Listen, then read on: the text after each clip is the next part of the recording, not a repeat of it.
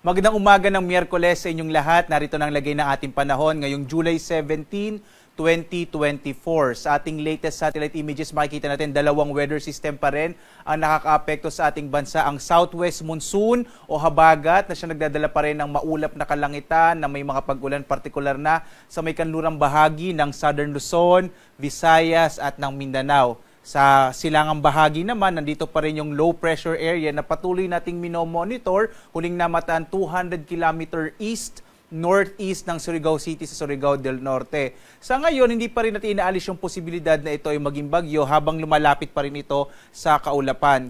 Gayunpaman, maging bagyo man o hindi, itong low pressure area na ito ay nagbababala tayo kasi patuloy itong magdadala ng mga pag-ulan sa mga susunod na araw, partikular na sa bahagi ng Visayas at kasama din yung Southern Luzon, lalo na itong Bicol region. Kaya sa mga kababayan natin dito sa may area ng Visayas, dito sa may area ng Caraga at sa may Bicol region, gayon din sa iba pang bahagi ng Southern Luzon, asahan natin in the next 2 to 3 days patuloy na magdadala ng mga pag-ulan itong low pressure area, habang ang southwest monsoon magdadala rin ng mga pag-ulan dito sa may western section ng ating bansa. Yung ilang bahagi ng Luzon, kasama na dyan yung Northern Luzon at yung silangang bahagi ng Luzon, yung Ilocos region, patuloy na makararanas ng mga thunderstorms, mga isolated rain showers and thunderstorms.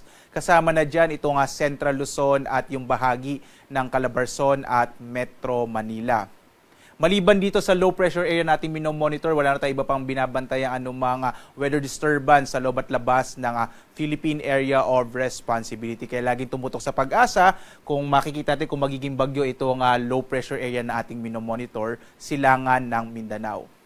Samantala, narito ang magiging lagay ng panahon dito sa may bahagi ng Luzon. Makikita natin, malaki pa rin yung tsansa ng maulap na kalangitan na may mga pag-ulan, partikular na sa bahagi ng Isabela. Kasama din yung area ng Aurora, Quezon, malaking bahagi ng Bicol region, gayon din sa may bahagi ng Mimaropa.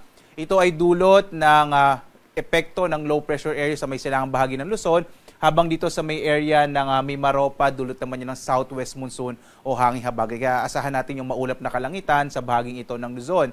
Sa nalabing bahagi naman ng Luzon, kasama na dyan yung Kamaynilaan, inaasahan pa rin natin yung mga isolated rain showers and thunderstorms. Posible medyo mainit pa rin yung tanghali natin. Yung agwat nga ng temperatura sa Lawag, 26 to 33 degrees Celsius. Sa Tuguegarao, 25 to 35 degrees Celsius. Sa Baguio, 17 to 25. Sa Metro Manila, hanggang 33 degrees Celsius. Sa Tagaytay naman, hanggang 30 degrees Celsius. Habang sa Legazpi, 24 to 29 degrees Celsius. Dumako tayo sa Palawan, Visayas at Mindanao. Magiging malaki din yung tsansa ng mga pag-ulan sa Palawan, dulot ito ng southwest monsoon o habagat, at ang agwat ng temperatura sa Kalayaan Islands, 25 to 30 degrees Celsius. Sa Puerto Princesa naman, nasa 25 to 30 degrees Celsius din.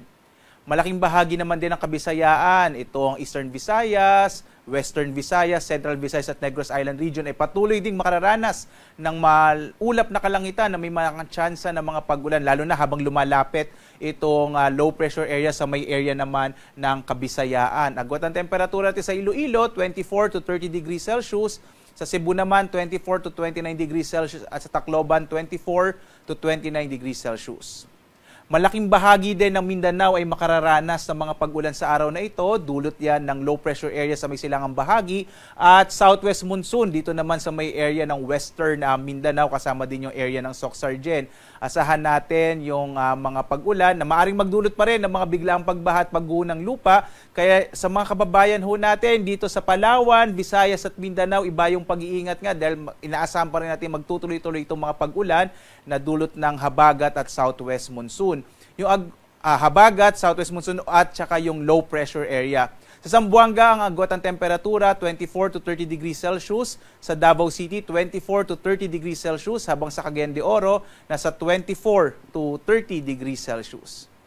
Samantala, sa ngayon, wala tayong nakataas na gale warning pa rin, pero nagbibigay tayo ng babala, lalong-lalo na sa mga maliit na sasakyang pandagat. Kasi dito sa may kanlurang bahagi ng ating bansa, moderate to rough o katamtaman hanggang sa maalon ang magiging lagay ng ating karagatan. Kaya iba yung pag-iingat, lalo na pag minsan medyo mataas po yung alon. No? So iba yung pag-iingat sa mga kababayan natin, lalong-lalo na nga yung may mga maliliit na mga bangka.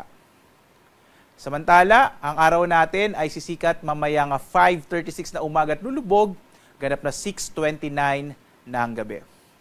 At sundan tayo sa iba't ibang mga social media platforms, lalo na nga na may binabantayan tayong isang weather disturbance, itong low pressure area sa may silangan ng Mindanao. Sundan tayo sa ating iba't ibang mga social media platforms sa X, Facebook at YouTube at sa ating website pag-asa.busc.gov.ph.